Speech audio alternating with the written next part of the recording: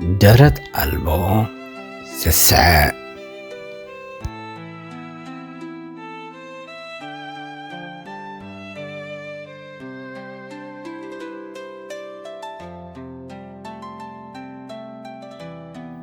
ካብ ዕለታት ሓደ መዓልቲ ሓደ ንጉስ ምስ ዝፈትዎ ጓሉ ኣብ ሓደ ኣዝዩ ዓብዪ ግንቢ ይቕመጥ ነበረ።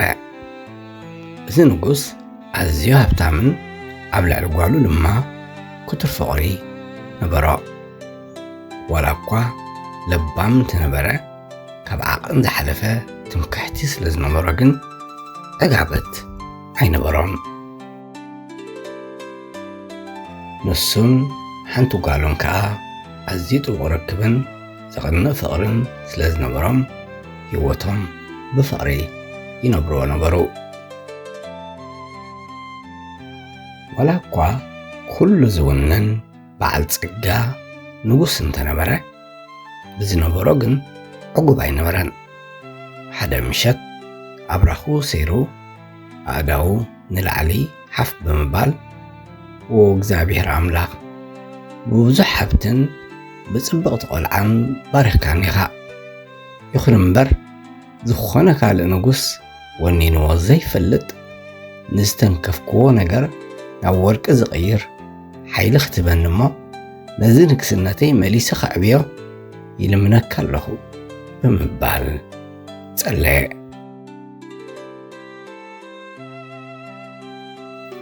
ነዊሕ ከይጸንሐ ድማ ሓደ ህዱእ ድምፂ ተሰምዐ እሞ ከምዚ ክብል መለሰሉ፣ ሕቶ ጸሎትካ ተመሊሱልካ ኣሎ፣ ግን ኣስተውዕል፣ ወርቂ ሓጎስ ኣይፈጥረልካን እዩ በሎ።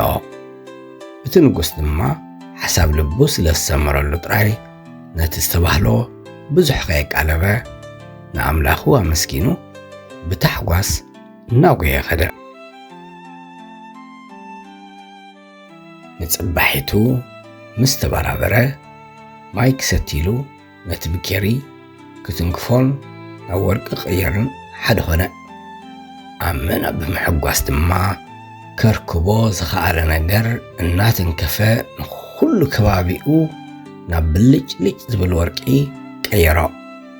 ተኣምራት ናይቲ ንግስነቱ ድማ ናብ ኩለን ጎደሎ ዓድታት ብቕጽበት ክስፋሕፋሕ ጀመረ።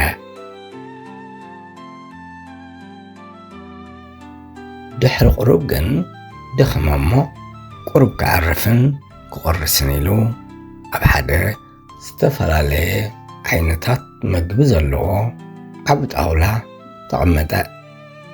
ኣመና ጠሚዩ ስለ ዝነበረ ድማ ክበልዕ ኢሉ ባኒ ኣልዕል እንተሃበለ ወየባኒ ናብ ወርቂ ተቐየረ። ደጋጊሙ እኳ እንተፈተነ ዝተንከፎ ዘበለ ምግብን መስተን ናብ ወርቂ ተቐየረ እሞ ጥሜቱ ክዕንግለሉ ኣብ ዘይክእለሉ ደረጃ በጽሐ። ኣብ ከምዚ ዝበለ ኩነታት እንከሎ ሃንደበት ድምፂ ጓሉ ብድሕሪኡ ሰሚዑ ሕቑፍ ኣቢሉ ክስዕማ ኢሉ ብድድ ኢሉ ብምትንሳእ ቀላጽሙ ዘርጊሑ ናብ ኣገጹ ቀረበ።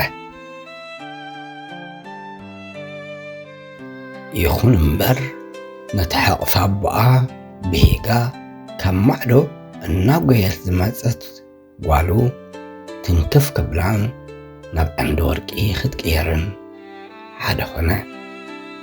ዝረኣዮ ምእማን ስኢኑ ልቡ ዝተሰብረ ንጉስ ጌጋ ሓሳባቱ ስስዕኡን ተረድኦ እሞ ብልቢ ተጣሰ።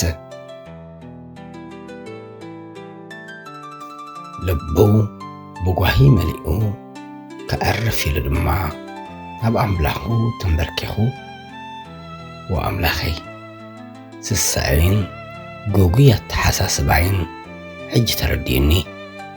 ዝተመነኽዎ ትምኒት ኣብ ክንዲ ሓጎስን ፍቕርን ሓዘንን ጓሂን ኣምፂኡለይ እሞ ብጃኻ ጥራይ ዝፈትዋ ጓለይ ምለሰለይ እምበር ካልእ ኩሉ ዘለና ሃብቲ ውሰዶ በሎ።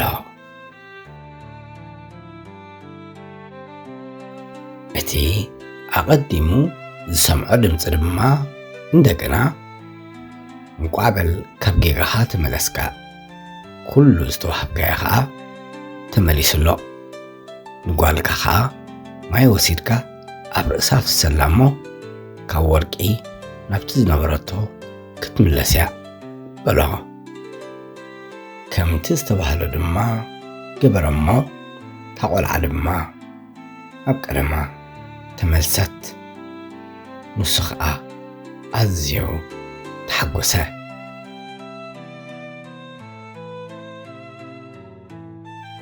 ካብታ መዓልቲ እቲኣ ጀሚሩ ድማ ካብ ጌጉ ተማሂሩ ልዕሊ ወርቅን ሃብትን ፍቕርን ሓልዮትን ዝያዳ ከም ዘገድሶ ፈሊጡ ምስ ጓሉ ግዜ ክሕልፍን ህይወት ከስተማቕራን መረፀ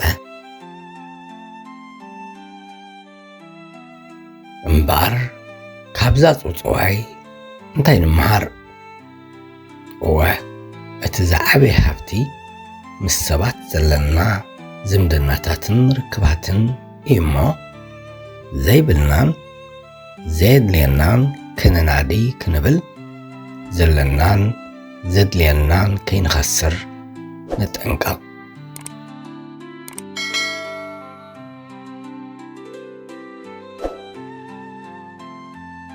በሉ ክሳብ ኣብ ዝመፅእ ግዜ ብኻልእ ፅውፅዋይ ንራኸብ ሰስናዩ ንዓኹም